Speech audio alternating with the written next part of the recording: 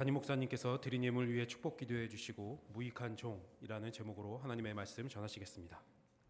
하나님 아버지 감사합니다. 오늘 주의 교회에 주님의 백성들을 보내주시고 또 함께 아름다운 신앙생활을 할 수 있게 하시니 감사합니다. 하나님, 믿음의 든든히 세워지는 세 분 되게 하여 주시고 그리스도의 사랑을, 그 큰 사랑을 깨달아 아는 세 분 되게 하여 주시옵소서. 하나님, 오늘 우리를 예배의 자리에 부르시니 감사하고 하나님 앞에 마음을 담아 뜻을 담아 정성을 담아 예물을 드릴 수 있도록 은혜를 주시니 감사를 드립니다. 아버지 하나님, 쓰고 남은 것 드리는 것도 아니고 우리의 것을 드리는 것이 아니라 하나님의 것을 하나님 앞에 다시 돌려드리오니 하나님 받아 주시옵소서. 어려운 시절을 살아가는 우리 사랑하는 성도님들, 그 삶의 필요들을 아시오니 하나님이 채우시고 공급하여 주시옵소서. 하나님, 드려진 예물이 하나님 기뻐하는 일에 하나님의 나라를 위하여 복되고 아름답게 사용되게 하여 주시옵소서. 아버지 하나님, 특별히 기도하는 것은 정말 많은 비로 인하여 고통당하는 우리의 이웃들이 있습니다. 아버지 하나님, 인간이 낸 탐욕으로 인하여 욕심으로 인하여 빚어진 이 참화이지만 하나님, 우리를 긍휼히 여기시사 하나님 이 비가 더 많은 사람들의 피해를 일으키지 않도록 하나님 자비를 베풀어 주시옵소서. 우리 주변에 환난당한 이웃들 외면하지 않고 우리 모른 채 하지 않고 온 힘을 다해 도우며 협력하는 우리 성도님들 되게 하여 주시옵소서. 하나님 말씀을 듣습니다. 깨달음의 은혜가 있게 하여 주시옵소서. 예수님 거룩하신 이름으로 축복하며 기도드리옵나이다. 아멘. 할렐루야.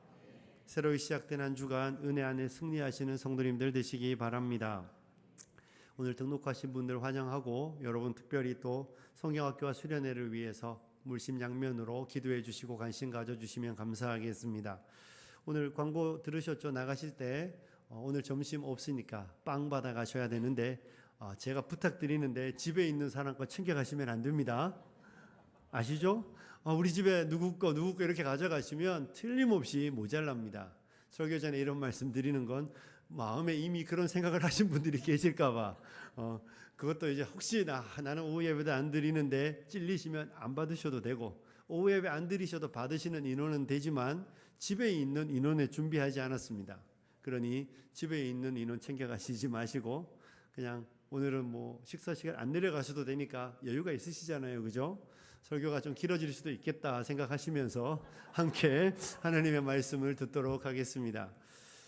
사랑하는 여러분, 우리 지난주에 봤던 말씀을 이어서 보는데요, 예수님의 제자들이 예수님 우리에게 믿음을 좀 더하여 주세요 이렇게 말하자 예수님께서 겨자씨 하늘 만한 믿음이 있으면 이 뽕나무를 명하여 바다에 심겨지라면 심겨질 것이라고 말씀하신다는 말씀을 드렸습니다.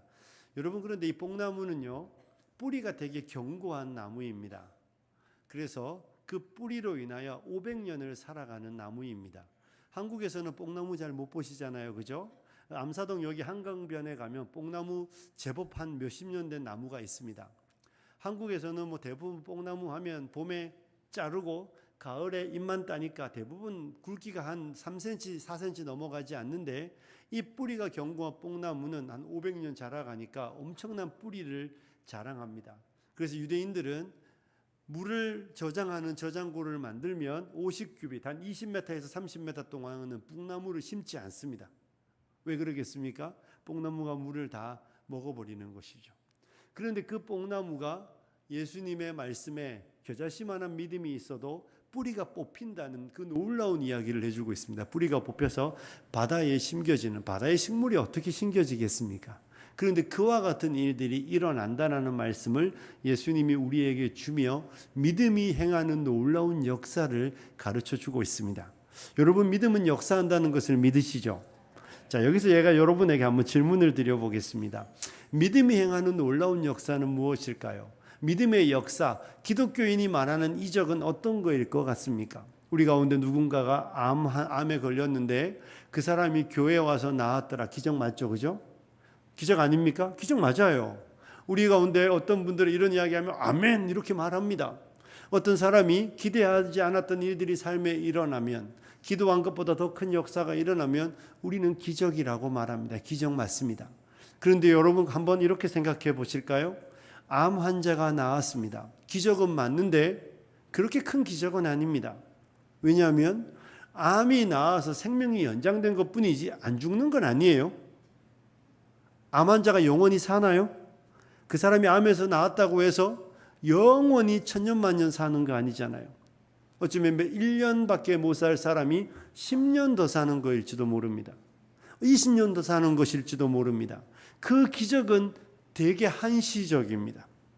우리가 말하는, 많은 사람들이 이야기하는 기적은 영원한 기적이 아닙니다.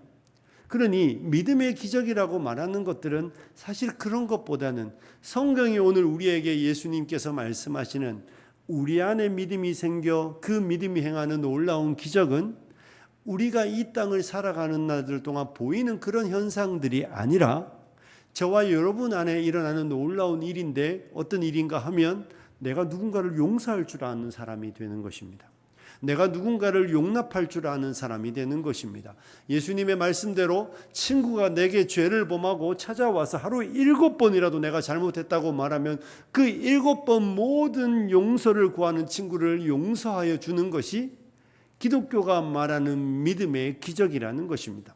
세상 사람들은 연약한 사람들을 짓밟아도 되니 짓밟고, 약한 사람들은 무시하고, 약한 사람들은 쳐다보지도 않고 살아가는 이 시대 가운데에서 예수 믿는 사람 안에 일어나는 기적은 그 연약한 자를 돌보는 마음이 생겨나는 것입니다.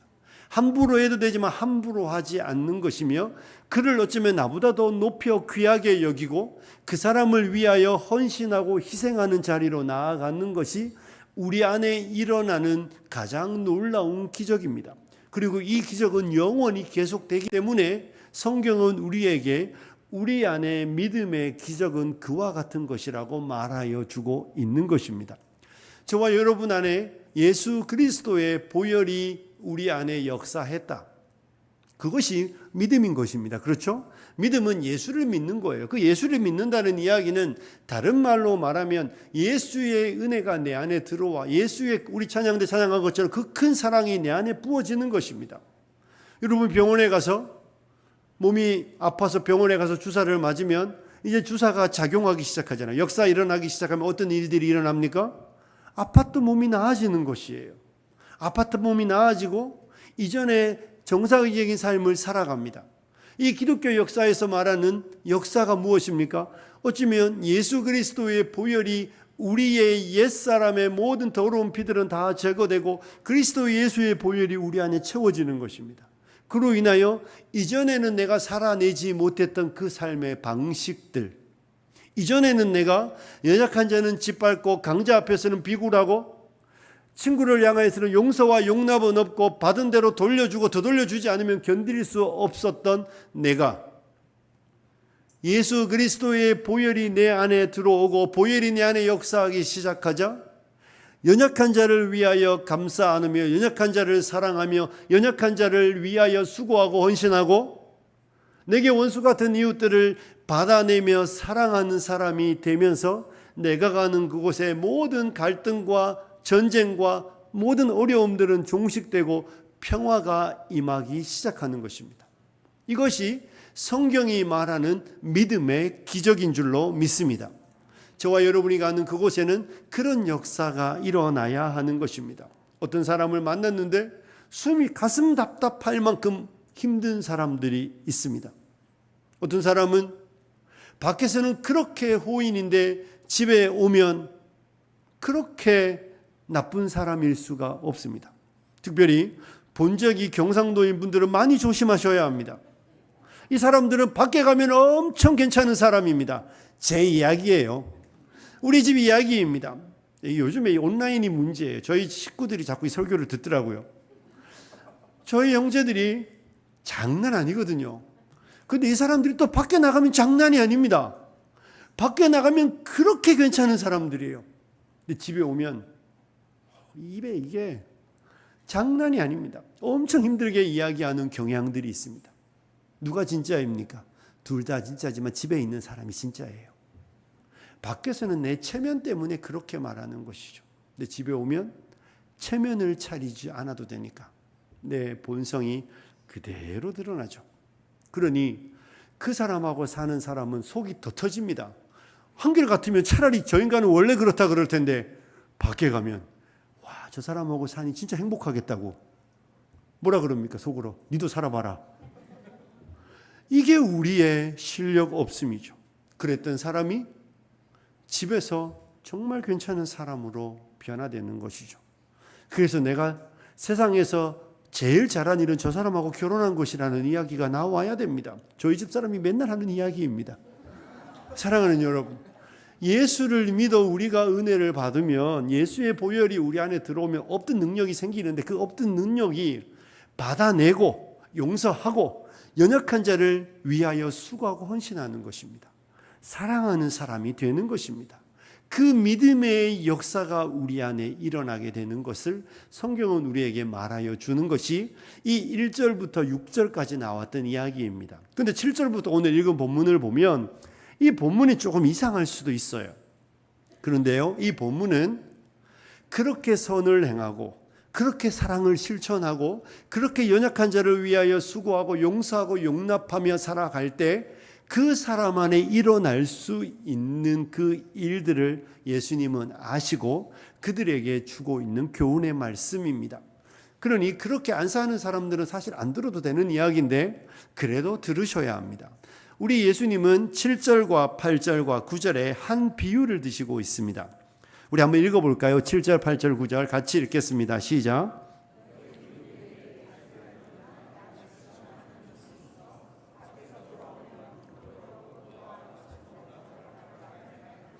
도리어 그들로 내 먹을 것을 준비하고 띠를 띠고 내가 먹고 마시는 동안에 수종 들고 너는 그 후에 먹고 마시라 하지 않겠느냐. 명한 대로 하였다고 종에게 감사하겠느냐. 아멘. 예수님이 계속 질문을 던지고 계신데요, 이 당시에 유대에는 종들이 있었습니다. 오늘날은 종은 없지만 사실은 우리가 직장 생활하면 회사에 고용된 옛날로 말하면 종과 비슷합니다만은 아무튼 신분상은 없지만 이 당시에는 종이 있었습니다. 우리나라도 조선시대에 종이 있었잖아요. 그 종들은 주인의 일들을 행하는 사람들이었습니다. 그런데 유대의 종들은 태어나면서부터 종은 아닌 사람들도 있습니다. 그런데 종이 주인에게 채무가 많아서 빚이 너무 많아서 못 갚게 되면 스스로 종이 되어 그 채무를 감당하는 경우들이 있습니다. 엄청난 채무여서 종이 되어 그 사람의 일들을 감당하는데, 물론 이스라엘 안에는 안식년이 있고 희년이 있으니까 그때가 되면 종이 자유함을 받게 되는 일들이 있습니다. 그 종들의 이야기를 예수님은 하고 있죠. 그래서 우리 예수님은 참 좋은 선생님입니다. 왜 좋은 선생님인가 하면 좋은 선생님은 알아듣는 수준으로 가르치기 때문에 좋은 선생님입니다. 이 설교를 준비하면서 제 스스로도 늘 이렇게 제가 제일 설교를 하면서 부족한 게 재미없는 거, 물론 재미없는 데다 더하여 이 예화들을 찾는 일들이 참 어렵습니다. 근데 우리 예수님은요 딱 그 수준으로 이야기합니다. 못 알아듣는 이야기 절대 안 하시고 모든 사람이 알아듣는 이야기 하시죠. 우리가 누군가를 가르치거나 성경학교의 교사 선생님들이 예수님처럼 이렇게 수준에 맞춰 가르치면 참 좋습니다. 우리 모두에게 그런 능력이 있기를 소원합니다. 여러분, 오늘 본문은 이런 이야기예요. 종들이 있다고 칩시다. 그 종이 밖에 나가서 아침부터 저녁까지 열심히 일하고 돌아왔습니다. 그리고 돌아오면 주인이 이렇게 말하나요? 야, 네가 밖에 나가서 열심히 수고했으니 이제 여기 앉아서 먹고 쉬어라. 이렇게 말하지 않잖아요. 그죠? 그렇게 말하지 않아요. 열심히 일하고 돌아오면 그 다음 일이 기다리고 있습니다. 주인이 이렇게 말합니다. 이제 저녁이니 밥 먹을 때가 되었으니 밥상을 차리고 나를 위해서 음식을 준비해라. 이렇게 주인이 종에게 말한다는 것입니다. 그리고 그 종이 그 일을 행한다고 해서 주인이 절대로 감사하다, 고맙다 이렇게 말하지 않습니다. 왜냐하면 종은 그 일을 하는 게 당연하기 때문에 그렇습니다. 예수님은 그 이야기를 비유로 드시며 제자들에게 교훈하고 있는 것이죠. 여러분, 종은 주인을 섬기는 게 당연하고 종은 주인을 위해 일하는 게 지극히 당연하다는 말씀을 예수님은 제자들에게 하시면서 10절의 교훈을 주고 있습니다. 우리 10절을 함께 읽어볼까요? 같이 읽겠습니다. 시작.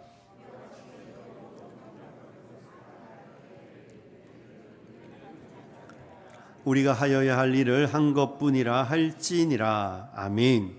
예수님이 이렇게 말하는 거예요. 종들이 그렇게 아침부터 저녁까지 일하고 또 주인의 식사를 차려 준비하는 것, 그것처럼 이와 같이 너희도 10절 이렇게 시작하잖아요. 이와 같이 너희도 누구들요? 제자들에게, 저와 여러분에게 이와 같이 너희도 명령받은 것을 다 행한 후에, 이 말 속에는 명령받은 것은 다 해야 된다는 이야기입니다. 종에게 내려진 그 모든 일들을 종은 마땅히 해야 합니다. 여러분 직장 생활에서 직장에서 여러분에게 업무를 맡기잖아요. 그 업무 중에 취사 선택할 수 있습니까? 이건 내가 하고 싶으니까 하고 이 일은 내가 못해. 이렇게 할 수 없습니다. 회사가 나에게 어느 정도의 업무를 줄 때에는 이 시간에 할 수 있는 일들이기 때문에 맡기는 거예요. 그런데 행여 내가 그 업무를 잘 능력이 부족해서 다 못하면 야근을 하고 그 일을 다 해야 합니다. 시간이 되었으니 이제 나 집에 가겠다고. 그 회사에서 뭐라고 말합니까? 영원히 가라고 그러잖아요. 왜냐하면 이 일은 내 일이기 때문에 당연히 해야 되는 일이에요. 성경이 우리에게 그런 이야기를 주고 있습니다. 저와 여러분도 명령받은 모든 일을 당연히 해야 한다는 것입니다. 명령받은 모든 일을 행한 후에 이야기는 좀 이따 살펴보고, 명령받은 모든 일을 하는 건 마땅하다는 것을 우리가 잊지 않아야 합니다. 종이 밭에 나가서 열심히 일을 하고 집에 돌아와서는 주인님, 제가 열심히 일했으니 주인은 손이 없습니까? 발이 없습니까? 이제 차려 드시라고 이렇게 말할 수 없습니다.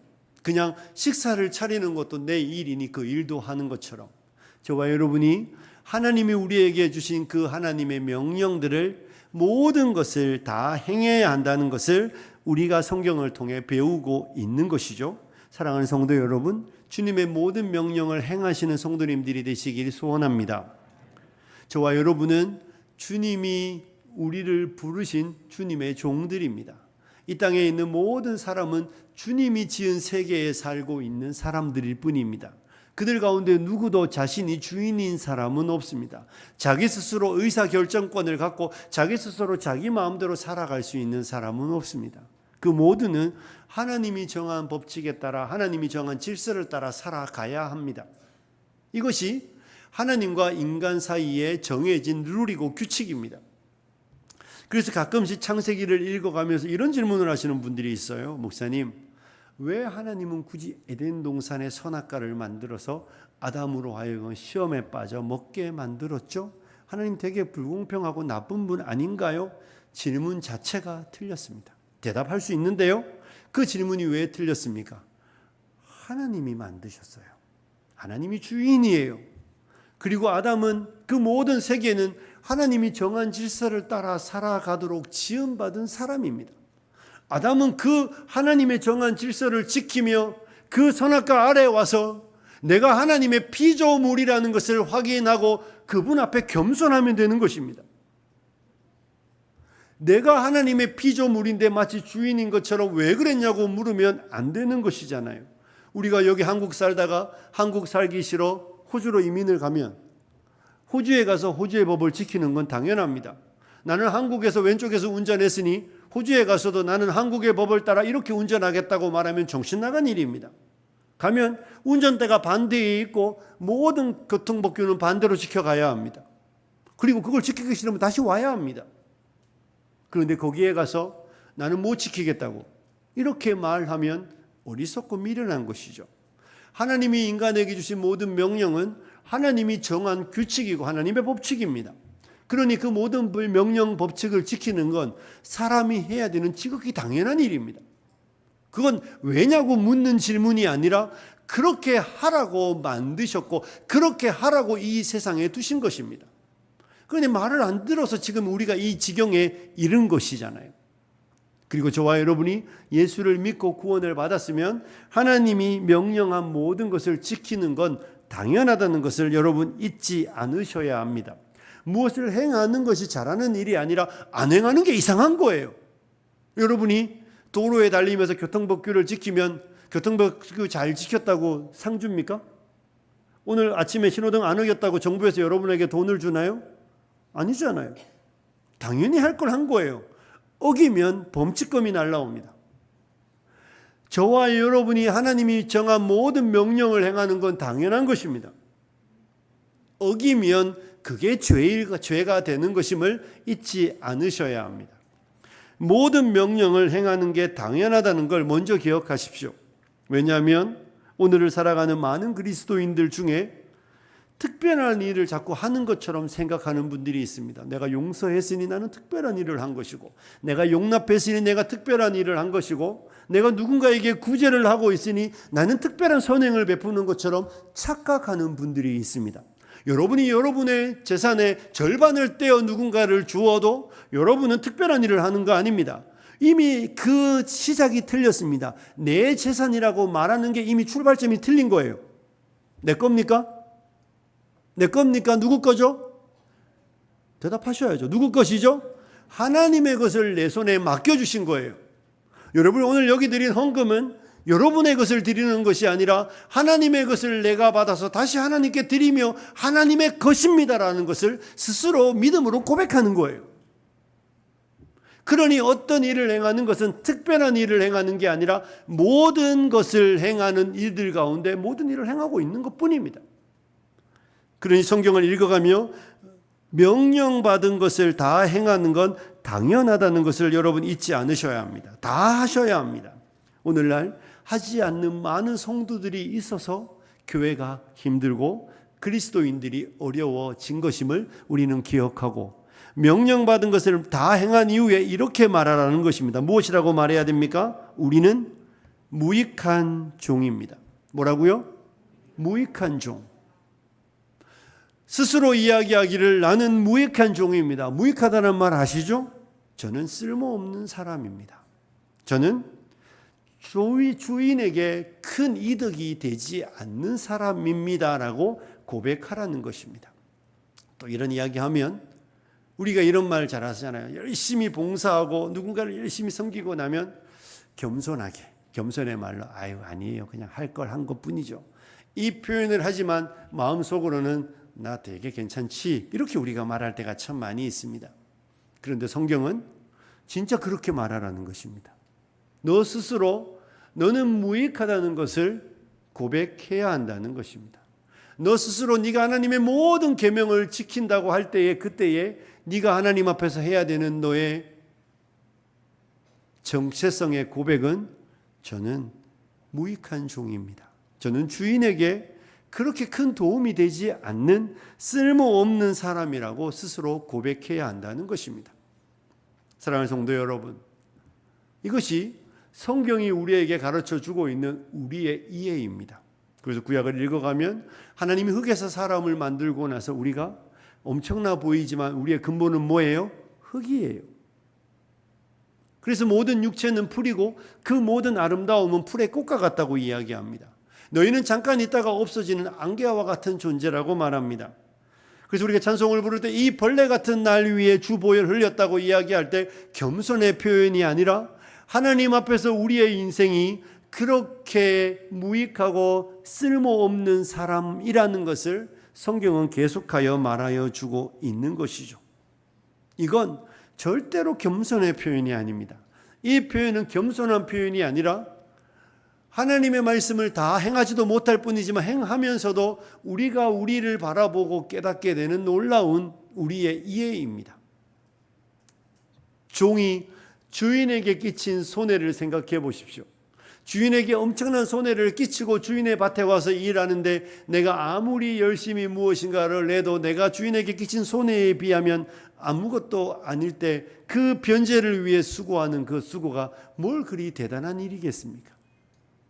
이 땅을 살아가는 저와 여러분이 하나님의 모든 말씀을 지켜내야 되지만 그렇게 한다고 할 때에도 우리가 그렇게 대단한 존재가 아니것임을 성경은 우리에게 말하며 너는 스스로 무익한 존재임을 잊지 말아야 한다는 것입니다. 우리 스스로 무익하다는 것을 깨닫지 못할 때 이미 우리 스스로 자기가 괜찮은 사람이라고 고백하는 것이며 그것은 성경이 말하는 교만한 사람이 된 것입니다. 오늘날 교회 안에 이렇게 잘못된 자기 이해를 하는 분들이 참 많이 있음을 봅니다. 종인데 주인인 줄 압니다. 내가 주인인데 뭘 해주는 것처럼 말하는 거예요. 내가 하나님 앞에 무엇인가 해주는 것처럼 말하는 주인들도 많고 또 손님들도 많아요. 하나님의 밭에 와서 일하는 종들인데 자기가 손님인 줄 알아요. 사랑하는 성도 여러분, 절대로 그런 삶의 모습으로 우리의 방향이 나아가시면 안 됩니다. 스스로 높은 사람이라고 착각하지 마십시오. 스스로 대단한 존재인 것처럼 오해하시지 마십시오. 여러분과 저는 그저 무익한 종들일 뿐입니다.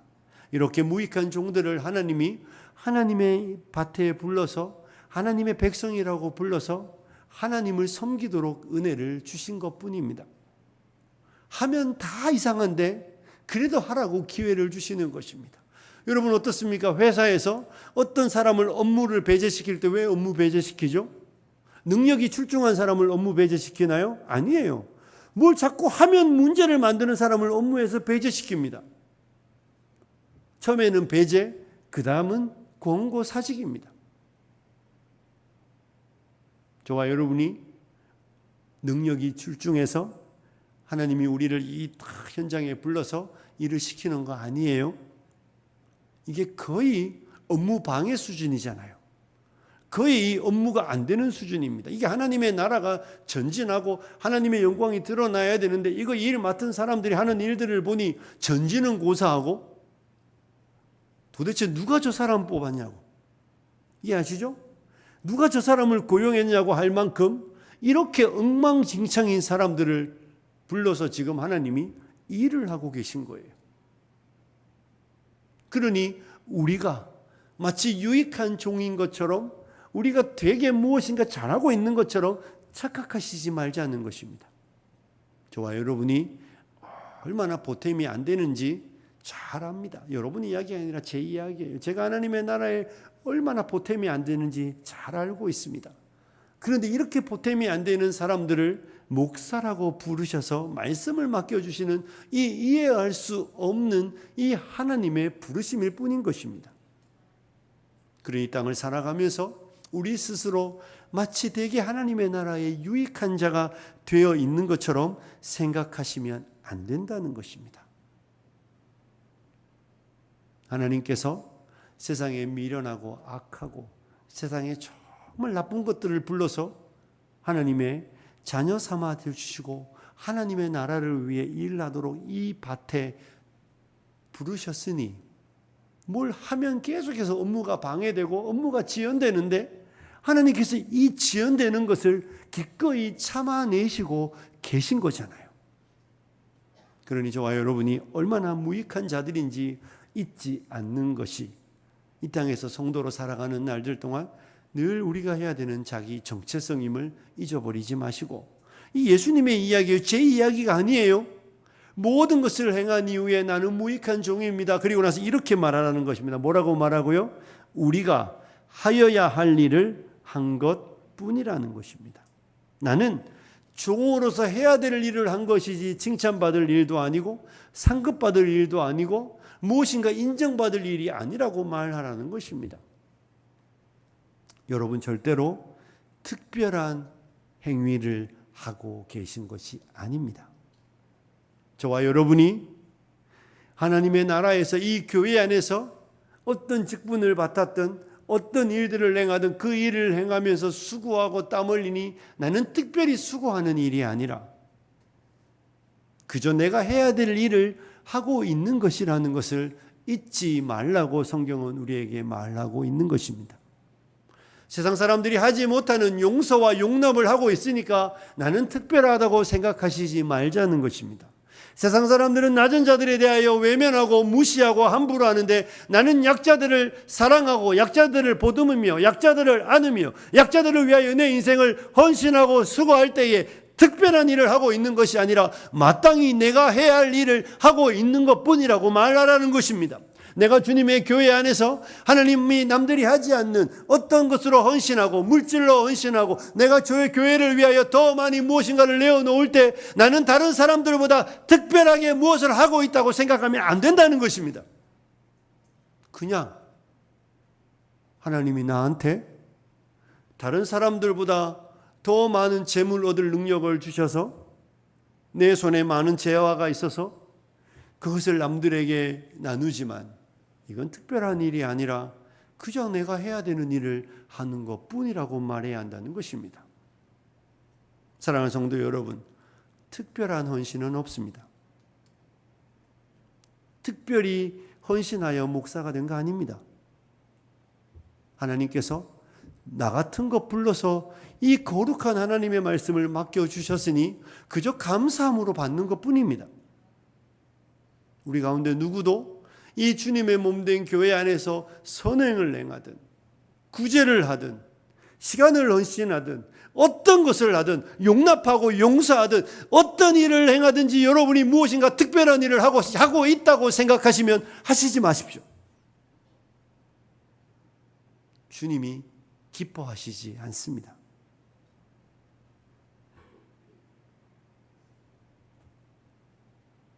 왜 우리는 자원하는 사람들의 일들을 헌신으로 받아 일하는 줄 아십니까? 그게 주님의 방식이기 때문에 그렇습니다. 내가 아니어도, 여러분이 아니어도 여기에서 말씀을 전할 수 없이 많은 목회자가 있습니다. 내가 아니어도 환난당한 이웃들을 일으켜 세울 수 없이 많은 사람들이 있는 것입니다. 그런데 주님이 특별히 그저 나에게 그 일을 할 수 있도록 은혜를 주신 것뿐이지, 내가 특별한 사람이어서 특별하게 일하니 나를 특별히 대접해 달라는 그런 생각들이 우리의 마음에 있다면 멈추어 서셔야 합니다. 그리고 잘못된 내 마음부터 고쳐 잡으셔야 합니다. 그렇지 않으면 그 일을 행하고 나면 반드시 시험에 들게 되어 있습니다.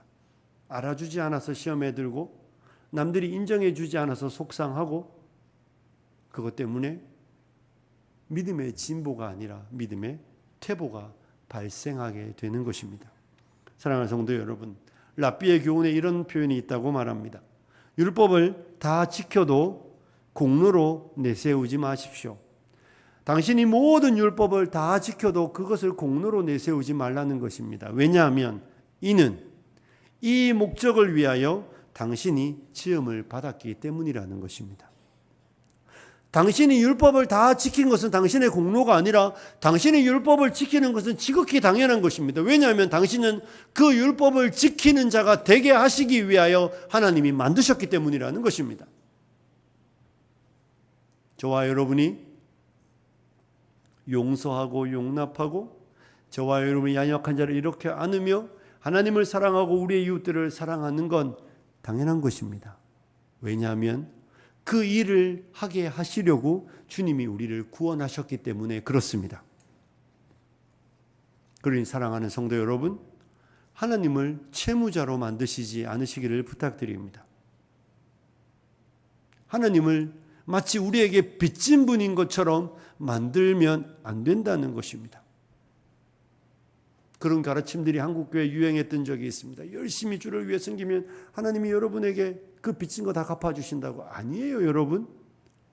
물론 주시지만 그런 마음으로는 하시지 말자고요. 하나님은 우리에게 빚진 게 1도 없습니다. 이 종들이 아침부터 저녁까지 일하고 이 종들이 주인을 위해 상을 차려도 주인이 그들의 노동에 대하여 어떤 빚도 주지 않습니다. 왜냐하면 그들이 이미 주인에게 끼친 손해가 더 어마어마합니다.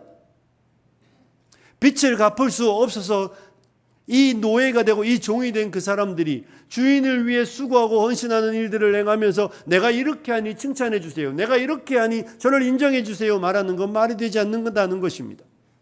저와 여러분이 하나님에게 끼친 손해는, 저와 여러분이 하나님 앞에 갚아야 될 빚은 더 어마어마한 것입니다. 우리를 위하여, 이 벌레 같은 나를 위하여 주 보혈 흘리신 것입니다. 믿으시죠?